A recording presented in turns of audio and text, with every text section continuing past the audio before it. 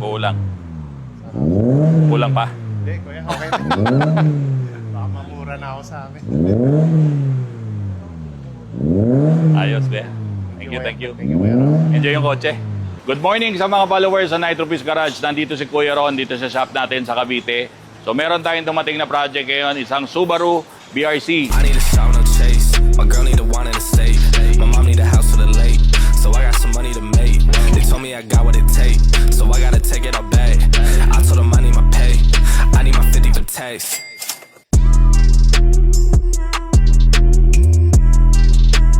Etong Subaru BRZ na to, nakausap ko yung may-ari, 1 month old pa lang. So gusto niya nang palitan yung exhaust nito and gusto niya kasi tumunog yung sasakyan. Pero ang gagawin natin dito, cutback lang. Since nga yung client, ayaw niya pang magpatono, ayaw niyang galawin yung ECU niya. So ayaw niya magpa-full exhaust kasi nga under warranty pa yung kotse. So pagka ganyan ang requirement ng may-ari at cutback lang, paano yan para sa mga ganito klaseng kotse? Tara, papakita ko po yung gagawin natin. Okay, as I interviewed the client, noon sabi niya, bago pa yung kotse ko sir, ayoko pang medyo magka-problema kung ako'y magpapatune pa at ayoko munang galawin yung ECU ng sasakyan kasi nga under warranty pa yung kotse. So yun yung mga reason din ni sir, kaya sabi ko mag-cutback lang muna tayo. Pagka-cutback kasi, safe to. Mawawala lang sa kanya, alam ko is yung exhaust warranty. Pero hindi talaga totally nakakonect sa engine yung papalitan natin. Ang composition kasi ng exhaust ng BRZ, meron po yung header dito sa ibabaw nito. Itong plate na to, tatanggalin natin to. Makikita nyo yung header, no? Tapos may sumunod yan, nandito yung front pipe niya. May dalawa siyang catalytic dito, isang mini cut, tapos yung main primary catalytic nandito. Hindi natin siya tatanggalin. Pagka tinawag na cutback kasi, dito lang siya nagsisimula. Sa after this front pipe, no?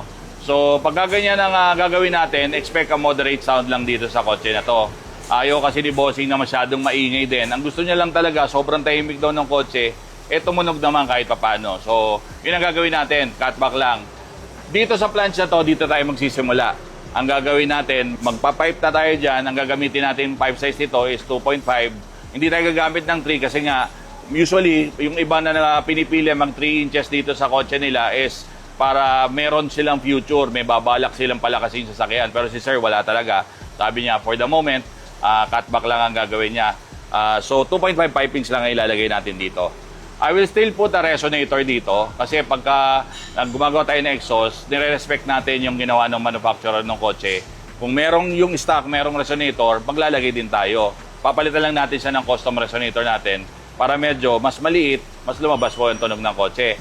Ang trabaho po kasi ng resonator to resonate the sound in the cabin and also nakaka-affect din to sa performance.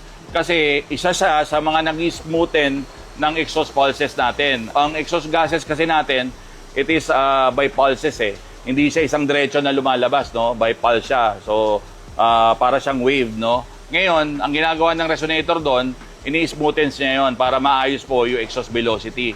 Pagka ganyan po kasi, hindi po magkakaroon ng loss power yung sasakyan. Usually kasi mga nagtatanggal ng resonator, pinipilit yung patunugin, yung cutback. Ang problema, nagkakaroon po ng loss power. Ang mahal pa po naman ng gasolina ngayon, ang tendency kasi niyan, higher gas consumption pagka tinanggal mo yung part na to kasi nga maglo-loss power yung kotse. So iniiwasan natin yon. Kaya ang gagawin natin, meron pa rin tayong component na ilalagay dito.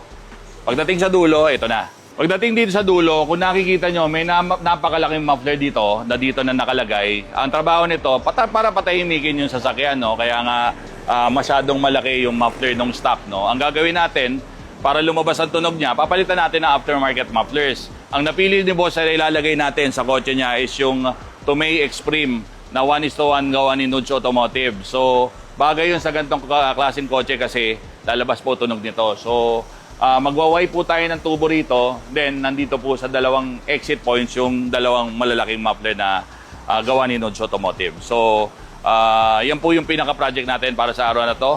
Isang BRZ na magpapakatback exhaust using our products na gawa ni Nudge Automotive.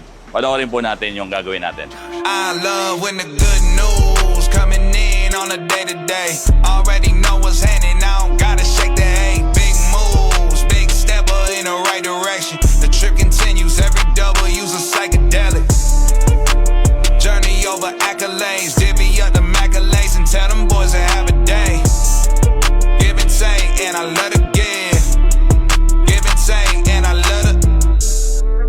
see the bros hitting milestones. Gon' get your shine on, brighter than an iPhone screen. Anybody tryna take a piece of pie home, try some, shape a stick or drop 'em like a pine cone. Conversations about the goals and the gold that I'm sitting on. All I hear is low ballin' digits if I listen to 'em. No need to counter if it's disrespect. Swam with sharks, learned how to bite my way out fishing nets. Yeah, I see the light at the end of the juice, got me swinging for the fence. Always look the light through a different lens. Sevens every time I put that lever. It's I love when the good news coming in. Natapos na po natin tong ginawa nating catback exhaust dito sa Subaru BRC. Ngayon, bigyan ko lang kayo ng mabilis na recap din sa ginawa natin. Ang hindi natin ginawa rito yung front pipe. Nagsimula tayo after the front pipe kasi nandun yung dalawang catalytic niya. Di natin tinanggal yan. Kasi pagka cutback, di natin tinatanggal yung catalytic. So, ang ginamit natin pipe size is 2.5 lang. Tapos naglagay tayo ng D12 na resonator. Custom resonator na lang yung ginamit namin dito. Tapos pagdating sa dulo, naghiwalay yan sa dalawang muffler. Ang ginamit namin yung Extreme TI na gawa ni Nudes Automotive na Tomei. 1:1 inspired muffler na ginagawa na ni Nudes Automotive para meron tayong gamitin para sa mga ganitong klaseng sasakyan para ma-replicate natin yung mga urig at branded na mga exhaust system. So, pakinggan na natin ngayon yung resulta nito at i-compare natin yung kaninang stock pa yung exhaust. Tapos ngayon nakakabit na yung catback exhaust using our products. Itong product ni Nudes Automotive na Tomei 1:1 Extreme TI. Panoorin natin.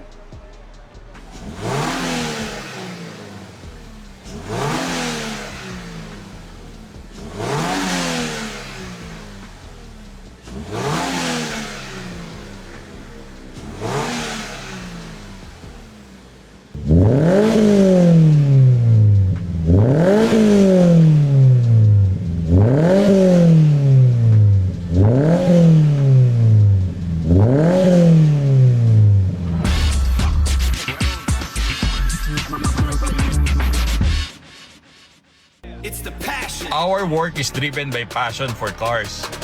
We provide the right information to our clients, understand exactly what their cars need. Hindi namin inakala na ganito nyo kami pagkakatiwalaan. So sa mga sumusuporta sa amin, maraming salamat po.